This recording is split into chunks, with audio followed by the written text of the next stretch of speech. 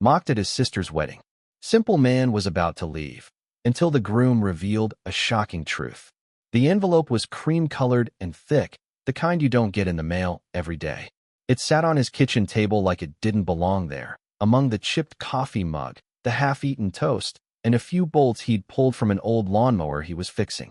His name was written in silver ink, not printed, but handwritten, carefully, with a slight curve at the end of each letter. He knew that handwriting. His sister's. Before we move further, please ensure to like, share, and subscribe for heartwarming stories like this. Likewise, tell us where you are watching from in the comment below. He stared at it for a moment before opening it, like he already knew what it would say, but part of him wanted to put it off just a little longer. Then, without drama or hesitation, he slid a calloused finger under the flap and unfolded the contents. You are warmly invited to the wedding of Ellie Thompson and James Mateo. He let out a slow breath. Ellie was getting married. He smiled, proud, surprised, and something else. Something quieter. Of course, he was happy for her. She deserved happiness. Ever since they were kids, she had always dreamed in bright colors, big city lights, magazine weddings, a life that didn't involve muddy boots and broken engines. And he was the one who kept the flashlight steady when the power went out. He was the one who packed her lunch when their mom worked late. He showed up to every school recital, grease-stained and quiet in the back row, cheering silently as she twirled in a 2-to-2 sizes too big. He was never the star, but he was always there. Now she was stepping into a world he didn't really understand. A world of catered events and engagement photo shoots, of champagne glasses and monogram napkins. And she was inviting him, her big brother, the simple man who'd never worn a tux in his life, to be part of it. His first instinct was pride. She hadn't forgotten him. Despite everything, she still wanted him there. But it didn't take long for something else to settle in. A dull unease. What would he wear? Who would he talk to? What if he said the wrong thing, or worse? What if he said nothing at all and just stood out like a stain on a white tablecloth? He wasn't ashamed of who he was. He worked hard. He paid his bills. He knew how to build a fence, fix a transmission, and stretch a dollar. But he also knew how the world looked at men like him, with quiet judgment and easy laughter, like something out of place. Like a story that doesn't quite fit the page. Still, she was his sister. The girl who once scraped her knee on the driveway and ran straight into his arms instead of their parents'. The one who cried into his shoulder when she didn't get into her first-choice college. The one who made him promise, years ago, that he'd walk her down the aisle if their dad couldn't. And now here it was. The aisle. The promise. The invitation. He stood up, suddenly restless. Walked to the corner of the room where his only suit hung. A gift from a friend at church, barely worn, always saved for things that mattered. He pulled it from the hanger and laid it out on the bed. It needed ironing. The collar was stiff, the cuffs a little worn, but it would do. It had to. He ran the iron across the fabric slowly, carefully. Each pass was more than a press. It was a quiet vow. I'll be there, Ellie. Even if I don't belong, I'll be there. The kitchen clock ticked loudly in the background, echoing the passing of time. It struck him that they weren't kids anymore. He'd spent so long thinking of her as his little sister that he almost missed the fact that she'd grown up. And she'd grown away, not in love or loyalty, but in lifestyle. She'd made a life he couldn't have built, and now she was marrying into one that felt even farther from his world. He folded the shirt with care and set it next to the jacket. Then, with deliberate motion, he placed the invitation back into its envelope and tucked it into the drawer near his bedside, the same drawer where he kept the old photo of them on their front porch, her missing 2 teeth in him and overalls too short at the ankle. That night, as he lay in bed, sleep didn't come easily. His mind wandered through memories like old photo albums, the scraped knees, the bedtime stories, the way she used to call him Bubba before she could say brother. He wasn't worried about how he'd look or what people would think. Not really. What weighed heavier was the feeling of standing at the edge of her new life, unsure if there was still room for him inside it. But he'd be there. Not because he expected a spotlight. Not because he hoped to fit in. He'd be there because he always had been. And because that was what simple men did. He arrived 20 minutes early. That was his way. Never liked the feeling of walking into a room that had already begun without him. Early meant fewer eyes, fewer introductions, fewer chances to second-guess himself. The venue stood tall and proud, its brick walls trimmed in ivy, with grand archways that whispered of old money. He'd seen buildings like this in magazines once, or maybe in a movie playing in the background at a friend's place. It wasn't built for men like him. Even the door handles had a kind of weight, polished brass, carved like something from another century. Still, he walked in with steady hands and a quiet face. The first thing he noticed was the light. It spilled from massive crystal chandeliers that looked like upside-down gardens of glass. Every table was dressed in white linen, with gold-rimmed plates and centerpieces that smelled faintly of roses and eucalyptus.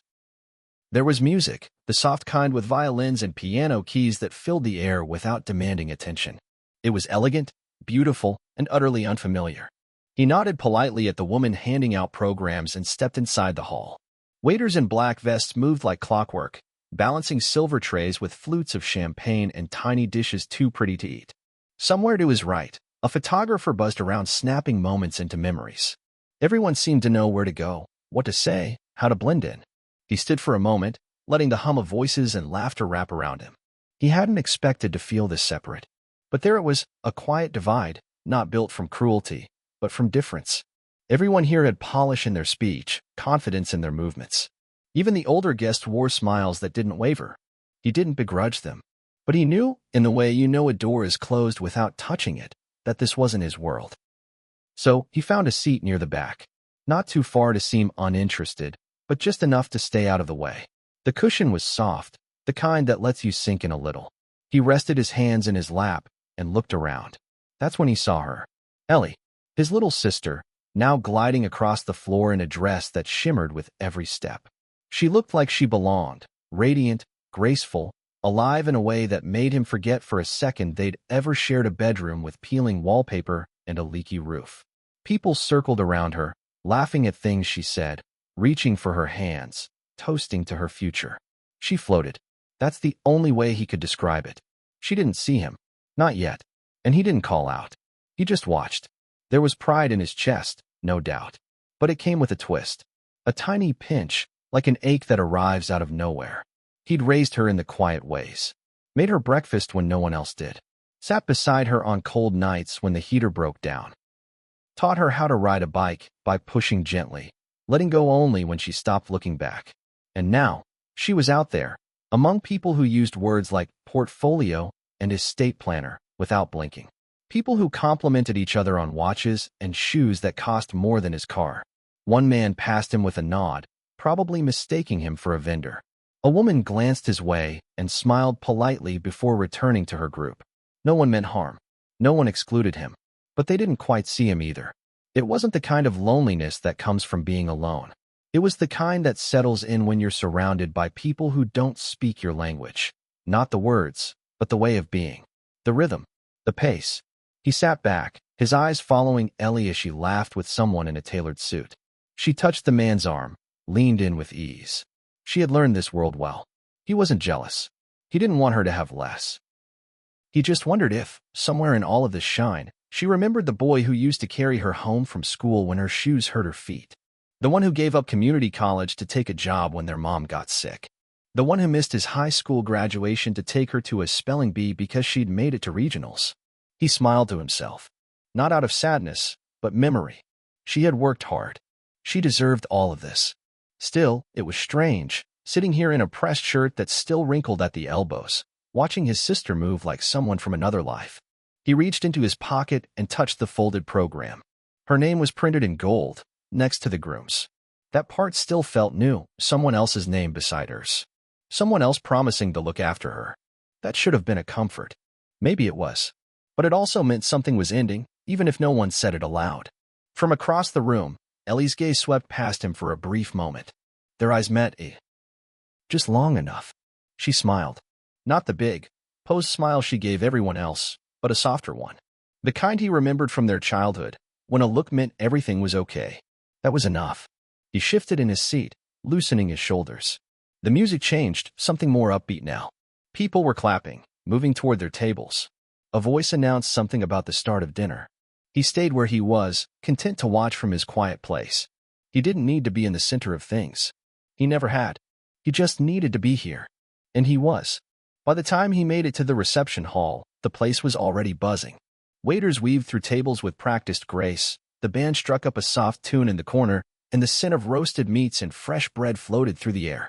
He followed a small sign marked reserved, family table, and traced the line of elegantly arranged chairs until he found his name.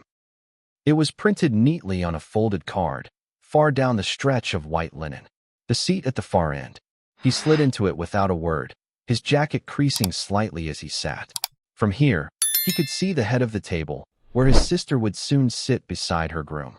Their names were stitched into the napkins, and in the center of it all, a towering bouquet of white lilies and red roses stole attention with every passing breeze. The rest of the table began to fill with relatives, cousins in tailored suits, aunts in sequined shawls, uncles with gold watches and sharp laughter. He offered a nod here, a soft, good evening there, but the exchanges never lingered. They were polite enough, just not curious. Conversations sparked around him like little campfires he wasn't invited to. Talk of stock markets, ski trips, someone's second property on the coast. One cousin mentioned her startup. Another launched into a story about a delayed international flight and how flying economy should be outlawed. He sat quietly, the polished silverware catching glints of the chandelier light. Someone across the table, a man he vaguely recognized as a second cousin, leaned over with a cheerful, "So, what are you up to these days?" "I run a small auto repair shop," he said, his voice calm, steady. There was a pause. A slight smile. "Nice," the man said, then turned to ask the person beside him if they'd heard about the new electric SUV coming out next year. The conversation moved on without him, and just like that, he faded back into the background. It wasn't personal. It never really was. They didn't mean harm. They just didn't know what to do with a man like him, someone who carried the weight of the world not in headlines or status, but in long days and calloused hands. He poured himself a glass of water, careful not to clink the pitcher too loudly. Around him, the laughter grew. Someone clinked a spoon against their glass for a toast. Someone else dropped a designer bag and laughed too loudly, retrieving it. The table swayed with stories and wine in the easy rhythm of people who knew they belonged. And still, he didn't complain. Instead, he turned his gaze toward the front of the room. Ellie had arrived now, glowing in a way that had nothing to do with makeup or dress. It was joy. Genuine, full joy. She looked over the room with sparkling eyes, gripping her new husband's hand like she couldn't believe this was real. He watched her closely, and a quiet pride stirred in his chest. That was why he was here. Not for the wine, or the talk, or the seat at the table, but for her. He folded his hands in his lap. The scar on his right knuckle from fixing a busted transmission 3 weeks ago caught on the edge of his cuff. Funny how something as small as a scar could say so much. Years of work, quiet sacrifice, and grit, all wrapped in one rough patch of skin. A waiter stopped by to offer champagne. He shook his head and stuck with water. It was easier that way. No need to explain. No risk of saying too much. This wasn't a place where his kind of stories fit. The conversations around him picked up speed. Someone laughed at a private joke. Someone bragged about knowing the DJ. Names he didn't recognize floated around him: clients, connections, colleagues. It was like sitting in a room where everyone was tuned to a different frequency. And yet, despite everything, he didn't resent them. He wasn't bitter. He wasn't angry. He just existed there. Quietly. The music shifted to something slower, more romantic. He watched as couples began drifting to the dance floor. A few guests excused themselves from the table with murmured delight. It gave the space a brief silence, a pocket of calm. He looked down at the table, at the fine china and carefully knotted napkin. He thought about how much planning must have gone into every detail. Ellie had always been a dreamer. She used to sit by the window with bridal magazines borrowed from the neighbor, circling dresses and talking about fairy tale weddings. Back then, all he could do was nod and listen, sometimes laughing, sometimes promising things he couldn't yet imagine. And now, here it all was. Real. In color. She was happy. That was enough. He leaned back in his chair, exhaling slowly, content in the space he'd carved out for himself, even if no one else noticed. He didn't need to be the loudest voice at the table or the most admired. He just needed to be here, steady as ever. Still water in the middle of a current. Still the brother who kept his word. A gentle chime rang through the hall as the master of ceremony stood and tapped his glass. The sound rippled across the crowd, soft at first, then commanding. Conversations faded. Laughter dimmed. Chairs shifted as people turned toward the front of the room. "It's time for the toasts," the MC announced, voice smooth and sure. "Let's raise our glasses to love, laughter, and the stories that brought us here." Polite clapping. Glasses lifted. A few cheers from the younger crowd. One by one, the speakers rose. A bridesmaid, cheeks flushed, spoke first. She told a story about late-night talks in college, painting Ellie as loyal and stubborn in equal measure. The audience chuckled at inside jokes. The groom's brother followed, sharp in a navy blue suit, tossing out witty lines and warm praise. Applause echoed. Another friend spoke. Then an uncle. Then someone from Ellie's office, using words like driven, focused, and a force to be reckoned with. Each speech was met with laughter and applause. Stories flowed easily, polished, rehearsed, delivered with just the right mix of heart and flair.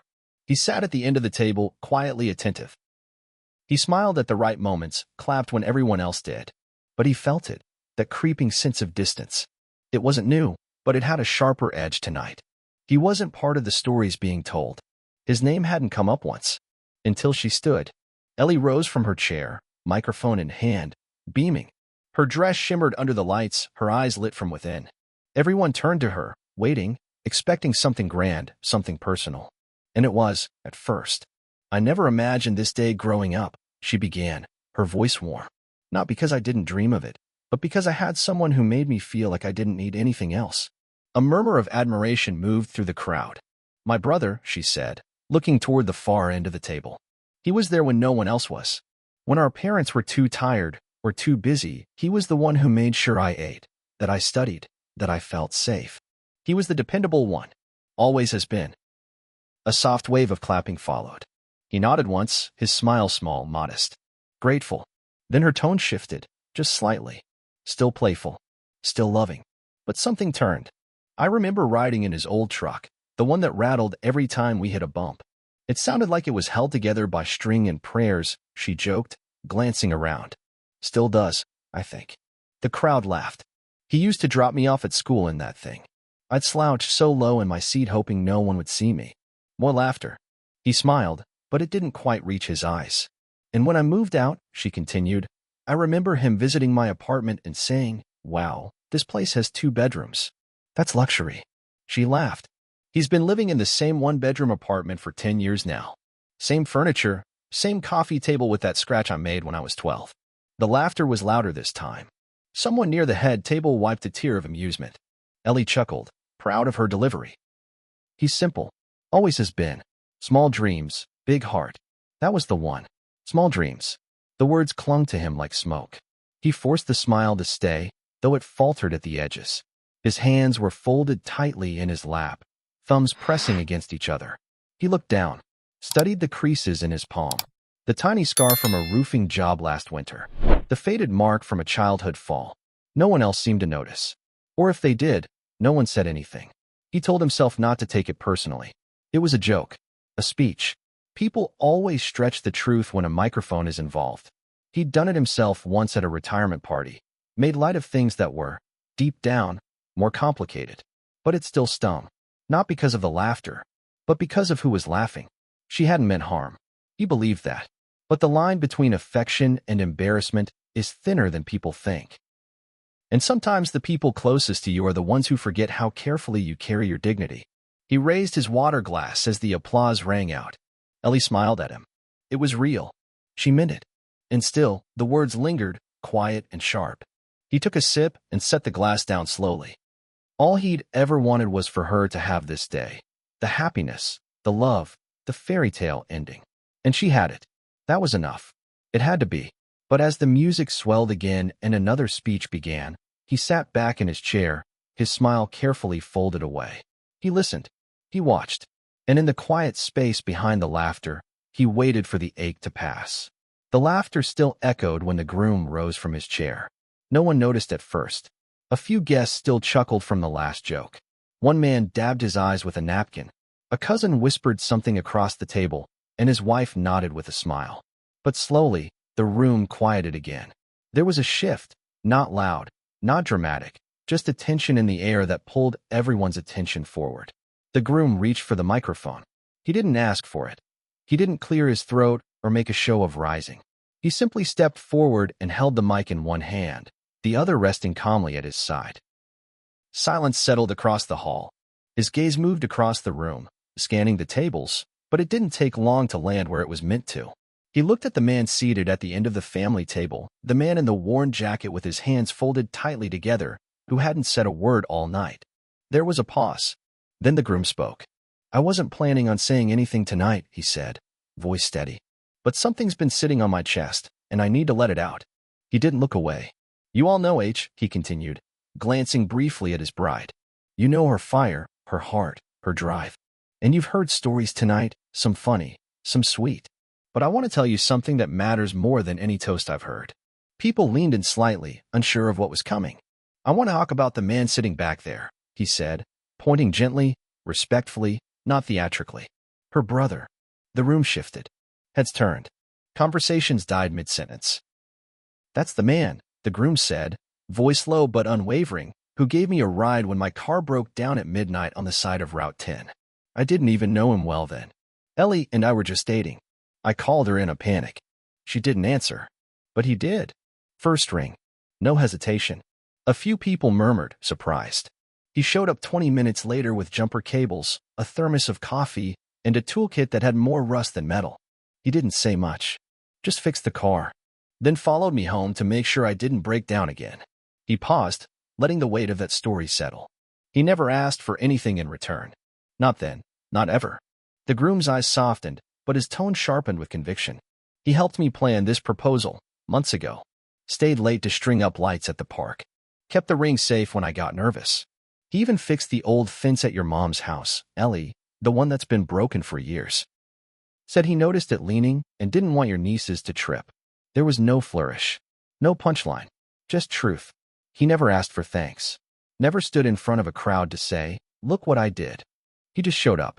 Again and again. No one laughed. No one clapped. They simply listened.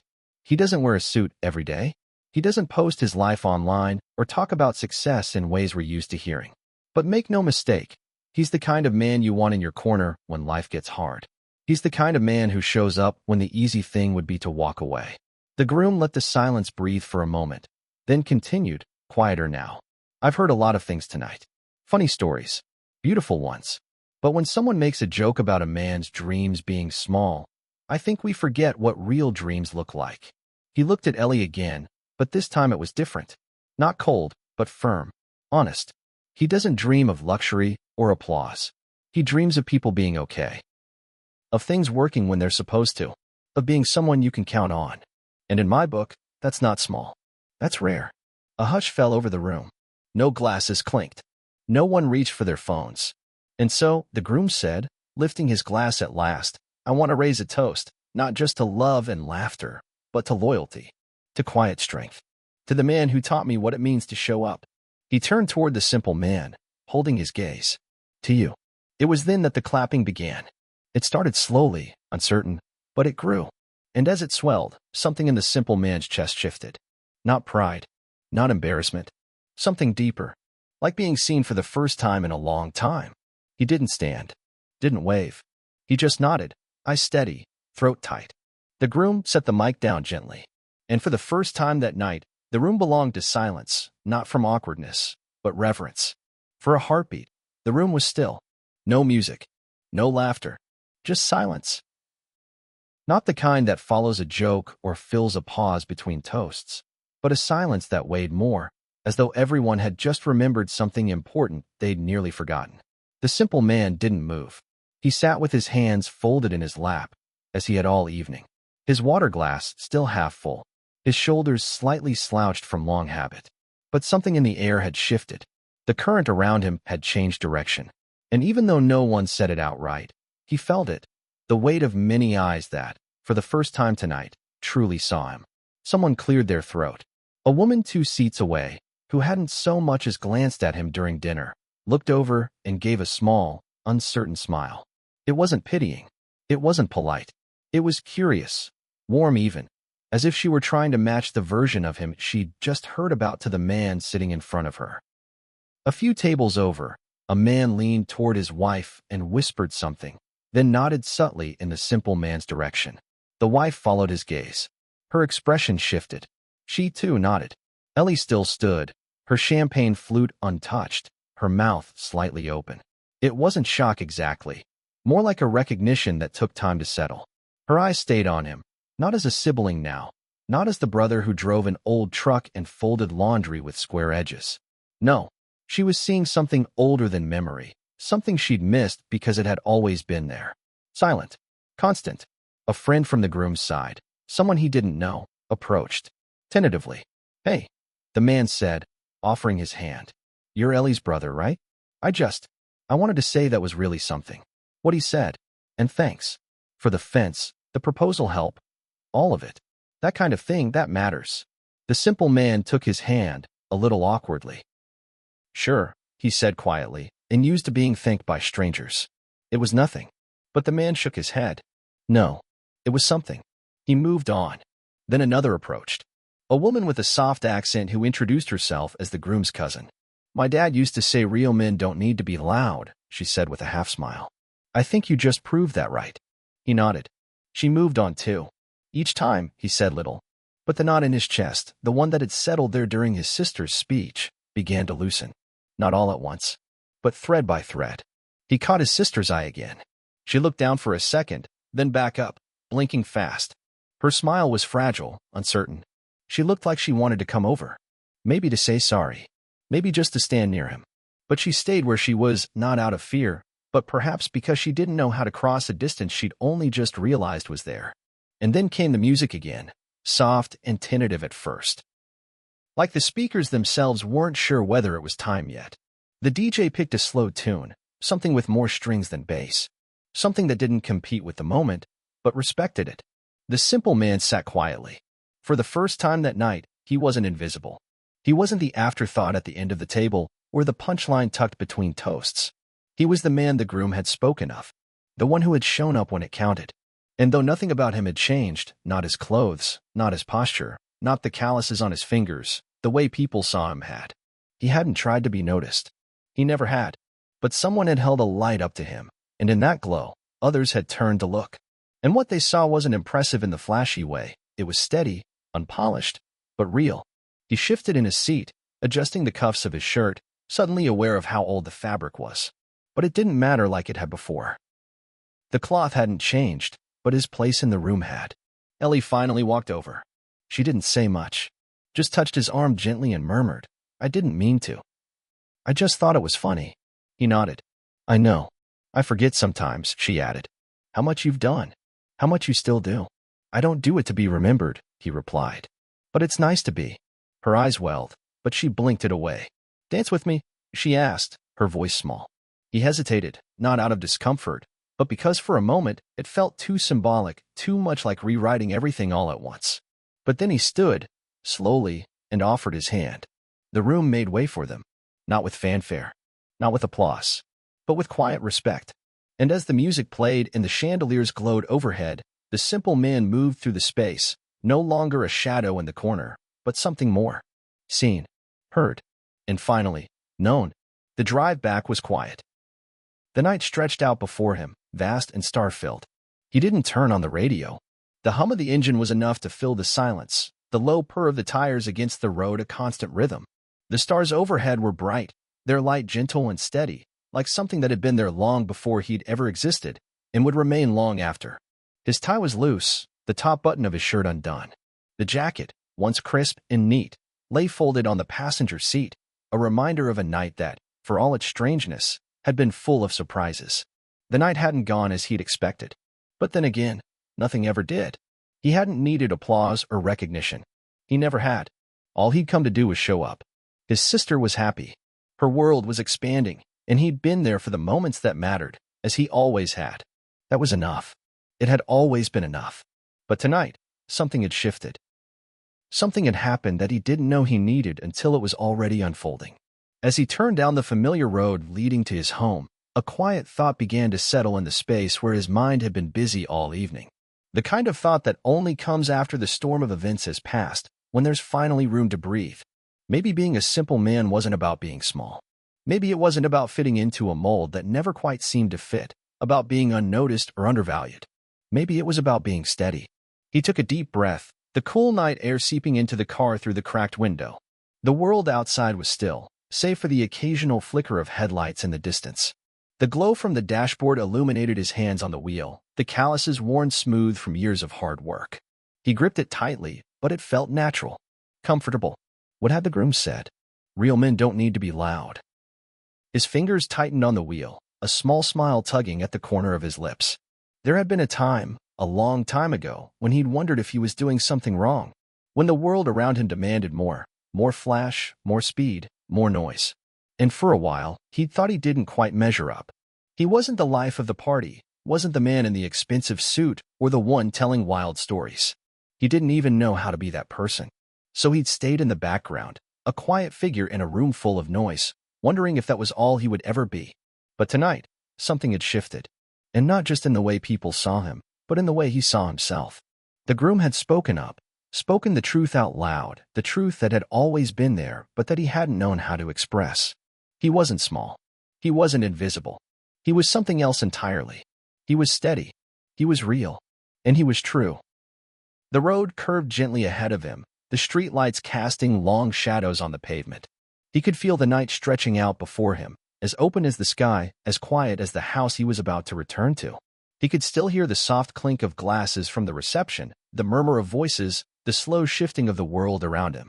But all of it seemed far away now, like an echo that didn't quite reach him anymore. And in that moment, as the car rolled closer to his driveway, he realized something else, something even more surprising. He was proud. For the first time in a long while, he could admit it. He was proud of who he was, of what he'd done tonight. He'd shown up for his sister, and in doing so, had done more than he ever expected. As he pulled into the driveway, he slowed the car to a stop. He didn't turn off the engine right away. The night was so still, the world so quiet. For a moment, he just sat there, letting the car idle, the soft rumble of the engine under his feet. He could hear the hum of the wind, the distant rustle of leaves in the trees, and the faint sound of his own breath as he let the realization settle in. Maybe the world had seen him differently tonight. Maybe it hadn't. But in that moment, sitting in the quiet of his driveway, it didn't matter. What mattered was that he saw it now. He saw that he wasn't small. He wasn't invisible. He wasn't the afterthought at the end of a family table or the punchline in someone else's joke. He was steady, real, true, and sometimes that was all anyone needed to be. He turned off the engine, his hands lingering on the wheel for just a moment longer. The silence around him felt full, not empty. It felt like the kind of quiet that comes after everything has been said, after everything has settled. He sat in the car for a while longer, just letting it all soak in. And when he finally stepped out, the night still heavy with stars above him, he felt a kind of peace that had eluded him for years. The world hadn't changed, but somehow, in the simple act of showing up, he had. And maybe that was enough. If you enjoyed this story, ensure to like, share, and subscribe for more amazing, heartfelt stories like this. Also, let us know where you are watching from, and drop your thoughts in the comments. We'd love to hear from you.